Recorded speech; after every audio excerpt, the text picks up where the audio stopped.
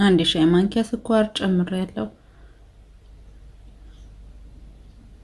ከዛ እርሾ ደግሞ አንድ ሻይ ማንኪያ እርሾ እንደዚህ ያው በጣም ያልሞላ እያያችሁት ነው፣ ግማሹን እንደዛ ጨምሬበታለሁ።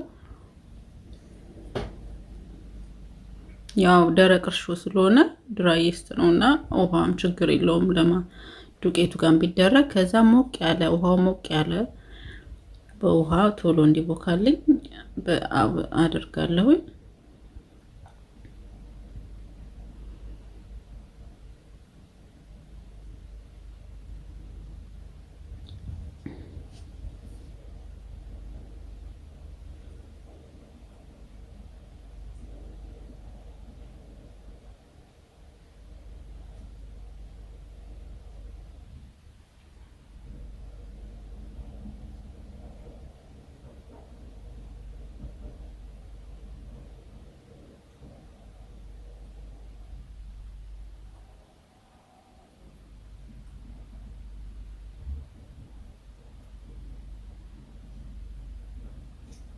ያው እንደዚህ በደንብ አቀላቅለውና ያው በእጄ ያሸዋለሁኝ። ትንሽ ላላ ስላለ ዱቄት ትንሽ ጨምርበታለሁ።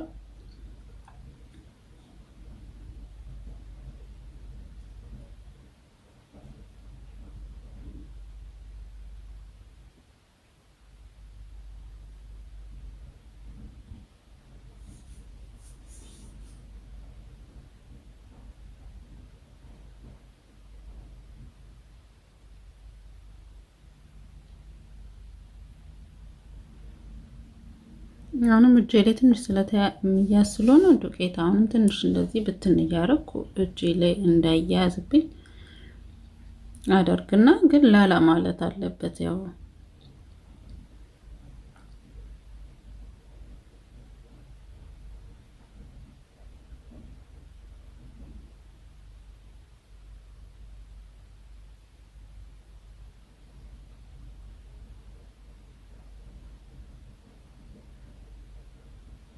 እንደዚህ ያው በደንብ አሸውና ከዛ እቃውን ትንሽ ያው ሌላ እቃ ላይ አድርጌ ሳህን ላይ አድርጌ ከአለቅልቄ አስቀምጠዋለሁ። ይመልሽ አመጣዋለሁ ማለት ነው። ትንሽ ዘይት ከስር አድርጌ እጨምረዋለሁ። ሊጡን አድርገዋለሁ።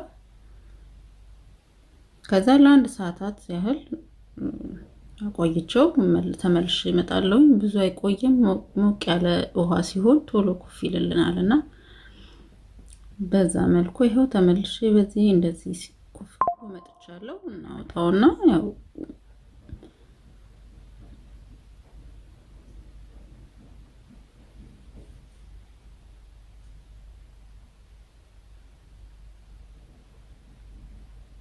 ዘይት ትንሽ አድርጌ መዳመጫ ላይ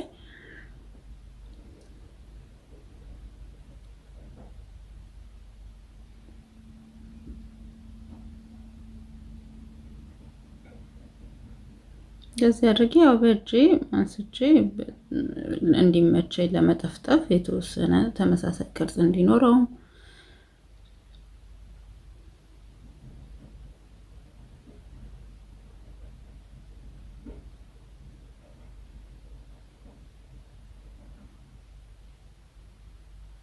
እንደዚህ ያድበለብልና ያው በእጄ ነው የምዳምጠው። ምንም አያስፈልግም። ዘይት እጄ ላይ ትንሽ አለ።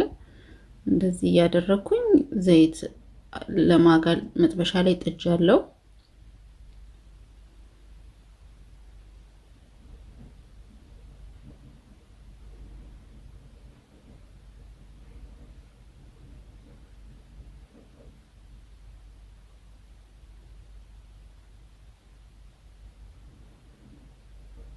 ያው ይሄን እንደዚህ አድርጌ መጋሉን ሳቅ ዘይቱን እጨምራለሁ።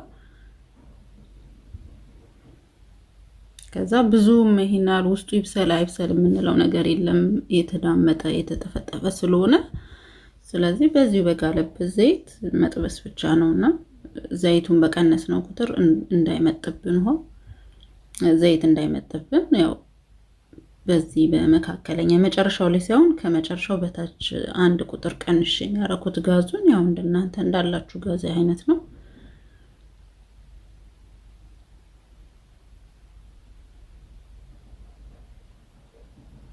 እና ይሄ እዚህ ጋር የጠፈጠፍኩት ክብ ነበር። አንስቼ እዚህ ሳመጣው ታች ስለነበር ካሜራው ቦታ እንትን ብሏል፣ ቅርጹ ለቋል ትንሽ ማለት ነውና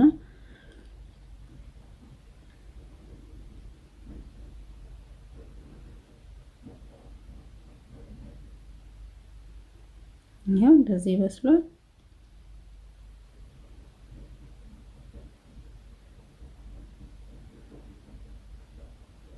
አሁንም ሁለተኛውን ጨምራለሁ።